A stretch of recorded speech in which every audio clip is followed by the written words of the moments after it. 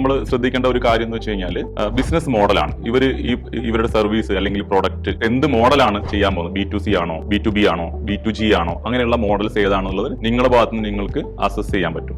നമ്മുടെ മാർക്കറ്റിലുള്ള ഒരു പ്രോബ്ലത്തിനെ അഡ്രസ് ചെയ്യുന്നതും അത് സോൾവ് ചെയ്യുന്നതുമായിരിക്കണം. പിന്നത്തെ ഏറ്റവും ഇമ്പോർട്ടന്റ് ആയിട്ടുള്ള പോയിന്റ് റവന്യൂ, മാർക്കറ്റ് പൊട്ടൻഷ്യൽ എന്നീ രണ്ട് കാര്യങ്ങളാണ് നമ്മൾ അതിനകത്ത് നോക്കാനുള്ളത്. അതിനകത്ത് തന്നെ നോക്കേണ്ടത് ഈ ഒരു പ്രൊഡക്റ്റ് ഈ മാർക്കറ്റിൽ എത്രത്തോളം ആക്സെപ്റ്റ് ചെയ്യപ്പെടും. അപ്പം വേറെ ആരെങ്കിലും കോമ്പറ്റീറ്റർ ആയിട്ട് ഈ മാർക്കറ്റിലുണ്ടോ, ഈ മാർക്കറ്റിൽ ഈ ഒരു പ്രൊഡക്റ്റിന്റെയോ സർവീസിന്റെയോ ആവശ്യം തന്നെയുണ്ടോ, ഇനി ഇതിന്റെ ബിസിനസ് എങ്ങനെയാണ് റൺ ചെയ്യുന്നത്, ഇതിന് ഡിമാൻഡ് എത്രത്തോളം മാർക്കറ്റിലുണ്ട്, ഇനി സീസണൽ ആയിട്ടുള്ള ബിസിനസ് ആണോ, ഇതിന്റെ കോമ്പറ്റീറ്റേഴ്സ് ആയിട്ട് വരുന്ന കമ്പനികൾ ഇപ്പൊ മാർക്കറ്റിൽ എവിടെ നിൽക്കുന്നു, അവരുടെ പ്രൊഡക്റ്റ് അല്ലെങ്കിൽ സർവീസ് എങ്ങനെയാണ് ആക്സെപ്റ്റ് ചെയ്യപ്പെട്ടിട്ടുള്ളത്, അവർ കൊടുക്കുന്ന സർവീസിൽ നിന്നോ അല്ലെങ്കിൽ പ്രൊഡക്റ്റിൽ നിന്നോ വ്യത്യസ്തമായിട്ട് നിങ്ങളുടെ കമ്പനി നിങ്ങളുടെ ഈ പ്രൊഡക്റ്റ് ഉപയോഗിച്ചിട്ട് എന്ത് വ്യത്യാസമാണ് വരുത്താൻ പോകുന്നത്, നിങ്ങളുടെ കമ്പനിയുടെ പ്രൊഡക്റ്റിന്റെ സർവീസിന്റെ അല്ലെങ്കിൽ അതിന്റെ ഒരു യുണീക്നെസ് എന്താണ്. ഇത്രയും കാര്യങ്ങൾ നിങ്ങൾ പറഞ്ഞിരിക്കുന്ന കമ്പനി അല്ലെങ്കിൽ അവരുടെ പ്രൊഡക്റ്റോ സർവീസിൽ ഉണ്ട് എന്നുള്ളത് നിങ്ങൾ വ്യക്തമായിട്ട് മനസ്സിലാക്കിയിരിക്കേണ്ട ഒരു വളരെ ഇമ്പോർട്ടന്റ് ആയിട്ടുള്ള ഘടകമാണ്.